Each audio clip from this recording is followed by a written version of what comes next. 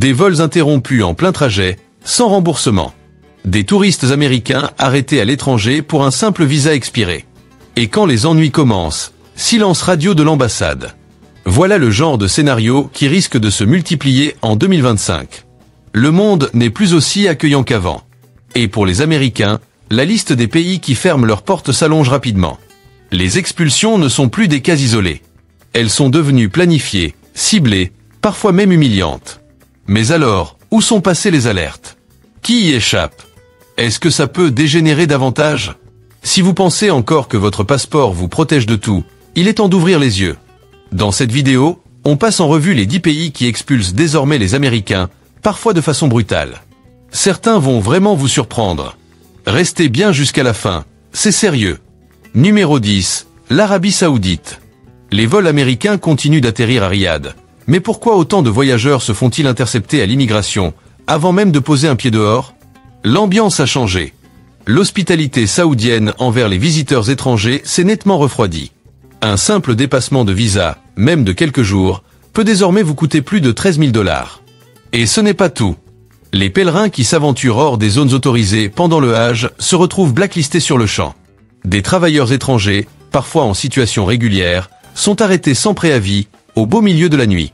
Avant, l'ambassade aurait tenté d'aider. Mais aujourd'hui, cette protection semble s'être évaporée. Autrefois, être expulsé voulait dire « retour à la maison ». Désormais, cela peut inclure de la détention, voire des humiliations publiques. Les contrôles à l'aéroport sont devenus plus stricts, les lois sur les sponsors plus rigides, et les délais de tolérance ont tout simplement disparu. Même des touristes américains sont aujourd'hui interdits de revenir pour des fautes mineures, remontant à plusieurs années. Alors la question se pose, l'Arabie Saoudite est-elle encore une destination sûre pour les visiteurs de passage, ou est-ce un signal clair de se tenir à l'écart? Dites-nous ce que vous en pensez. Est-ce que vous, ou quelqu'un que vous connaissez, avez été pris dans cette vague de répression? Numéro 9, les Émirats Arabes Unis. Dubaï continue de faire rêver avec ses gratte-ciel futuristes, mais le rêve peut virer au cauchemar pour ceux qui dépassent la durée de leur visa. En 2025, les Émirats ne font plus de cadeaux. La période de grâce de 2 mois après l'expiration du visa mène désormais directement à des amendes quotidiennes de 50 dirhams sans exception. Mais au-delà de l'aspect financier, ce sont les méthodes qui choquent. Certains propriétaires signalent leurs locataires aux autorités pour se couvrir.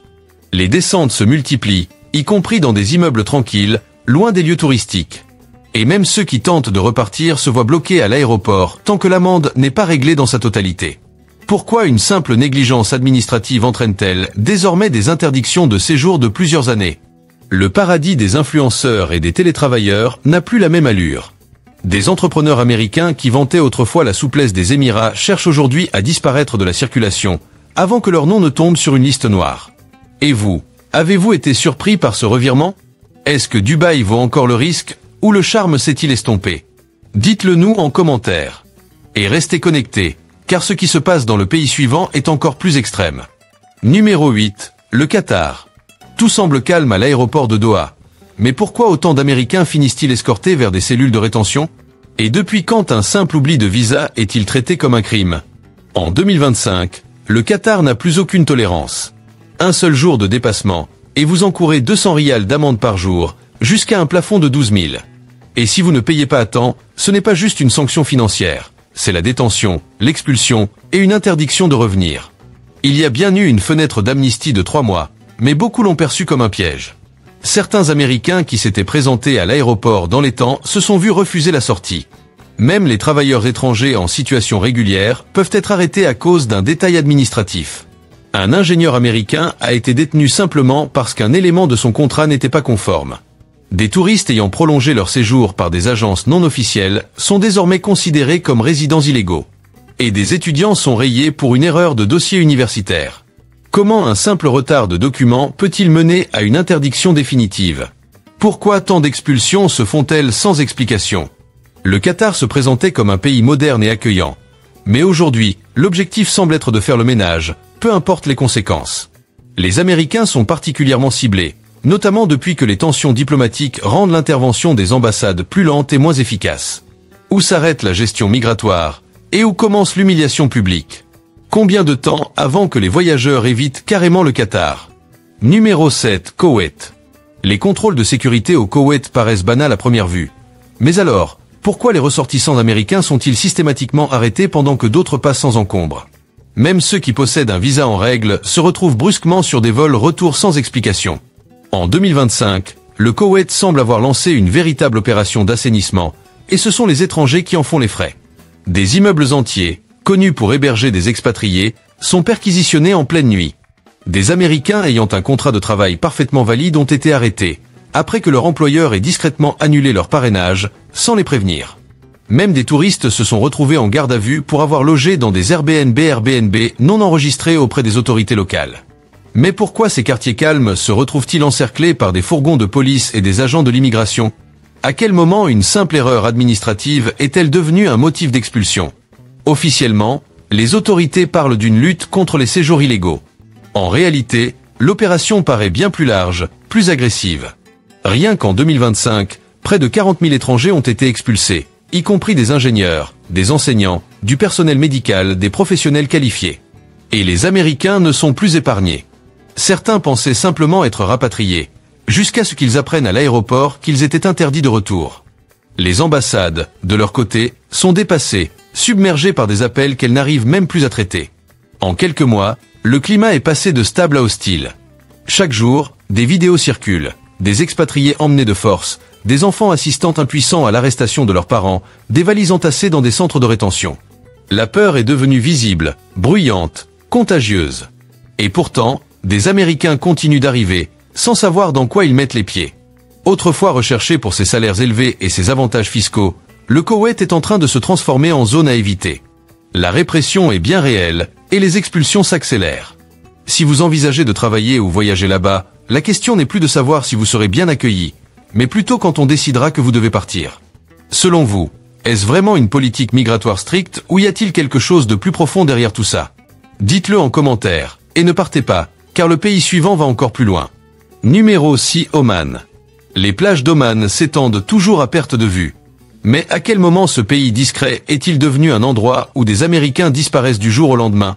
Depuis quand un simple oubli de tampon sur un passeport peut-il vous coûter un aller simple vers les États-Unis? Jusqu'à récemment, Oman était perçu comme une destination paisible, indulgente, presque confidentielle. Mais en 2025, la tendance s'est inversée. Les autorités de l'immigration n'accordent plus la moindre exception. Que vous ayez oublié de renouveler un visa ou dépassé de quelques jours votre date limite, le traitement est le même, amende, signalement et retour forcé à vos frais. Même les Américains titulaires de permis de résidence expirés sont désormais suivis à la trace, grâce à des systèmes d'identification nationale. Certains voyageurs, pourtant prêts à repartir sous peu, se font expulser plus tôt que prévu. Alors pourquoi tant de halls d'aéroports sont-ils remplis de voyageurs désorientés, attendant des vols qu'ils n'ont même pas réservés? Comment un pays autrefois plébiscité par les retraités et les routards est-il devenu source d'inquiétude? Une période d'amnistie avait pourtant été annoncée. Elle devait permettre aux étrangers de régulariser leur situation sans conséquence. Mais une fois la date butoir du 31 juillet passée, c'est un tout autre ton qui a été adopté. Expulsion immédiate, inscription sur liste noire. Et ce n'est qu'au moment de partir que certains découvrent qu'ils ne pourront plus jamais revenir. À Oman, on réglera ça la semaine prochaine est désormais la phrase la plus risquée que vous puissiez prononcer. Même ceux qui bossent à distance depuis un café risquent gros s'ils n'ont pas de visa de travail. Un Américain a été arrêté après avoir posté un partenariat de marque sur les réseaux sociaux, considéré comme du travail non déclaré. Une autre femme a été bloquée à l'aéroport pour 3 petits jours de retard, alors qu'elle avait un billet retour en main. Pourquoi Oman passe-t-il au crible chaque détail des vies privées? Et à quel point nos traces numériques peuvent-elles se retourner contre nous? De Mascate à Salalah, une purge silencieuse est en cours. Des étrangers parfaitement intégrés deviennent soudain des suspects. Et même une fois la tempête passée, l'image du pays pourrait bien rester entachée pour longtemps. Numéro 5, Bahreïn. Les palmiers dansent encore au vent au-dessus des immeubles de Manama. Mais quand est-ce que rester un peu trop longtemps est devenu synonyme de disparition? Depuis le début de 2025, Bahreïn a changé de visage. Froid, strict, implacable. Les agents de l'immigration quadrillent désormais centres commerciaux, immeubles résidentiels et aéroports, scanners biométriques à la main. Les Américains en dépassement de visa sont systématiquement sanctionnés. Et ceux qui ne peuvent pas payer sont envoyés en centre de détention, jusqu'à ce qu'un proche envoie les fonds. Même les hôtes Airbnb dénoncent leurs visiteurs pour se protéger d'éventuelles sanctions. Un seul jour de dépassement, et vous risquez une arrestation, une amende salée, une expulsion et un bannissement de plusieurs années. Quand est-ce qu'un simple départ en retard s'est transformé en faute grave? Et que reste-t-il de cette fameuse période de tolérance? Des touristes venus assister au Grand Prix ou profiter des parcours de golf se retrouvent aujourd'hui sans nouvelles d'amis disparus ou sans accès à leur téléphone. Les nomades digitaux sont visés pour avoir fait de la publicité en ligne sans déclaration. Une Américaine, qui donnait simplement des cours d'anglais à domicile, a été arrêtée après qu'un parent ait déposé une plainte pour nuisance sonore. Elle ignorait totalement qu'on allait débarquer chez elle avec un ordre d'expulsion. Comment de telles infractions mineures peuvent-elles désormais déclencher une procédure d'immigration? À quel point le contrôle est-il devenu intrusif dans un pays qui se présente encore comme un havre de tolérance dans le Golfe? Les amendes varient énormément. Certains s'en tirent avec 200 dinars, d'autres avec des milliers.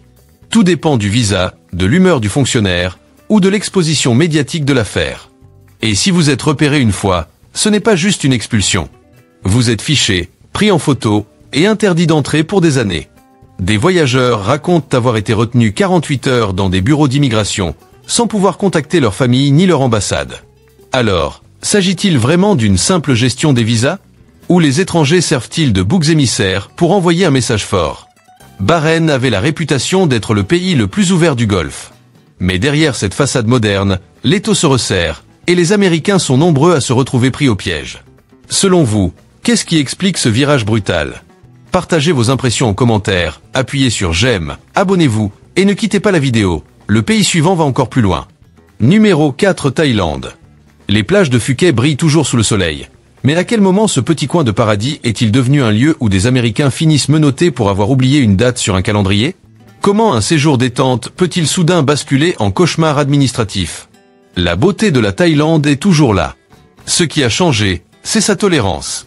En 2025, même un simple dépassement de visa de quelques jours peut suffire à vous faire embarquer. Les amendes commencent à 500 bahts par jour, et si le montant peut sembler raisonnable, il s'accompagne souvent d'une expulsion, d'un bannissement, voire d'une détention temporaire. Des voyageurs sont réveillés à l'aube dans leur auberge. D'autres se font interpeller en silence à l'aéroport, une main sur l'épaule, et c'est parti. Quand est-ce que ce lieu si accueillant est devenu une souricière pour les touristes distraits? Aujourd'hui, les services d'immigration scrutent chaque jour les registres des hôtels. Un touriste américain a été arrêté parce que l'hôtel avait oublié de déclarer sa présence. Un autre a été cueilli lors d'un contrôle routier. Alors qu'il roulait sans permis sur un scooter, son visa avait expiré la veille. Même ceux qui ont un billet retour peuvent se faire retenir tant que l'amende n'est pas réglée, en liquide, à un guichet isolé, caché derrière les terminaux. Quelle sorte de vacances se termine par des empreintes digitales et une photo d'identité judiciaire? Les travailleurs à distance n'échappent pas non plus au radar. Des freelances américains, pourtant discrets, se retrouvent accusés de travail dissimulé, simplement pour avoir envoyé des mets dans un café. Les autorités locales se servent désormais des réseaux sociaux comme preuve. Une photo avec un laptop et un latte? Ça peut suffire à vous poser problème. La répression devient plus visible que l'accueil. Où se trouve la frontière entre sécurité et paranoïa? La Thaïlande continue de sourire, mais derrière ce sourire, en 2025, se cache un avertissement. Respectez les règles à la lettre, ou ne venez pas du tout. De plus en plus d'Américains l'apprennent à leurs dépens, parfois trop tard. Et vous trouvez ces mesures justifiées ou complètement excessives? Dites-le en commentaire. Numéro 3, Indonésie. Les couchers de soleil à Bali continuent d'attirer les foules. Mais depuis quand un visa expiré se termine-t-il par une arrestation en public? Comment l'Indonésie est-elle devenue ce lieu où des Américains sont enfermés pour un simple oubli administratif? L'image d'île paradisiaque prend un coup. En 2025, le tour de vis sur l'immigration est bien réel, et les Américains se font surprendre. Le moindre dépassement de visa coûte 1 million de roupies par jour. Aucun rappel, aucune clémence. Un vol manqué ou une date oubliée. Direction le centre de rétention. Et ne comptez pas trop sur votre ambassade. Aujourd'hui, la priorité, ce n'est plus la discussion, mais l'expulsion rapide. Comment ce pays à l'ambiance détendue en apparence peut-il se montrer aussi dur à l'égard de simples touristes? À quel moment un jour de trop est-il devenu synonyme d'incarcération? La communauté des nomades numériques est dans le collimateur. Travailler à distance, même quelques heures par semaine, attire maintenant l'attention. Un homme a été expulsé parce que son profil LinkedIn indiquait qu'il bossait pour une entreprise basée à Jakarta. Un autre s'est fait arrêter après avoir animé un atelier rémunéré à Ubud, sans permis de travail. Et les réseaux sociaux, encore une fois, deviennent des preuves à charge. Un simple post où l'on vous voit donner des conseils en souriant peut être interprété comme du travail non déclaré. Les autorités demandent désormais aux propriétaires de signaler les locataires étrangers sans papier à jour. À Cangu et Semignac, des descentes nocturnes sont menées dans les villas et les cafés. Même avec un vol-retour en poche, certains sont retenus jusqu'au règlement complet de leur amende, et dans certains cas, ils restent enfermés pendant l'examen de leur dossier. Ce n'est plus seulement une question de visa. C'est devenu une question de visibilité. Depuis quand louer un bureau partagé mène-t-il à un interrogatoire ? En voulant protéger leur marché du travail, les autorités indonésiennes envoient un message clair. Soyez parfaitement invisibles ou assumez les conséquences. Alors, pour vous, c'est de la fermeté légitime ou un excès de zèle ? Lâchez votre avis dans les commentaires.